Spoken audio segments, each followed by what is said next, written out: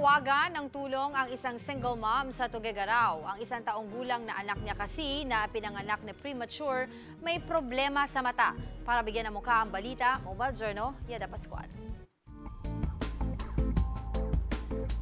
Ipinanganak na premature at may problema sa mga mata ang isang batang babae sa Tuguegarao.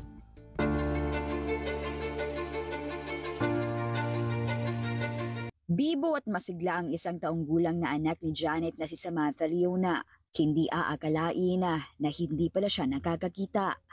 Napansin ko po kasi nung mga magra-running 3 months na po yung baby ko, kapag nilalaro ko po yung daliri ko malapit sa kamay niya, hindi po siya pumipikit, walang reaction. So, nag-try po ako na i-flashlight po yung mismong mata niya.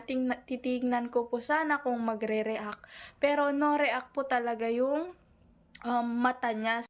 Kinabahan si Janet at agad na sinugod ang anak sa ospital. Matapos ang ilang test, na-diagnose si Samantha ng ROP o Retinopathy of Prematurity Stage 5. Retinopathy meaning retina, yung pinaka-affected na part ng mata. And madalas nakikita to sa mga premature na batang pinanganak. No? So meaning less than 30 weeks or kung yung kanyang bigat nung ipinanganak siya is less than 1,500 grams. Kunyari mga batang na ICU, baby na ICU. No? Pasok si Samantha sa lahat ng criteria. 7 buwan lang siya nang ipinanganak, 1.2 kilos ang timbang at makailang beses din noong na-incubate. Tinapat na rin daw si Janet ng doktor.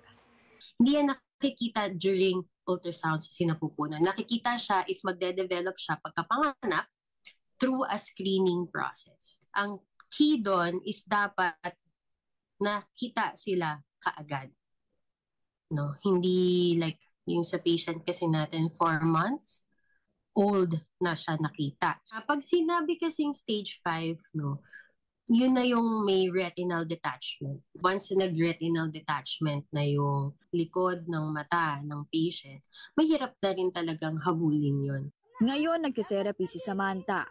Si Janet bilang magulang nananatiling positibo na balang araw ay makakakita rin ang kanyang anak. Bilang nanay niya po talaga, nasasaktan talaga ako, nahihirapan, kinakaya ko na lang lahat.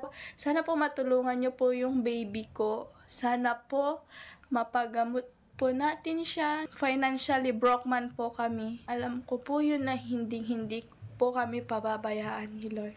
Salamat po sa inyong lahat. Salamat po at sana po matulungan niyo kami. Ako po si Mobile Journal Yeda Pascual na nagpapaalala na ang bawat may karamdaman ay kailangan din ng kalinga.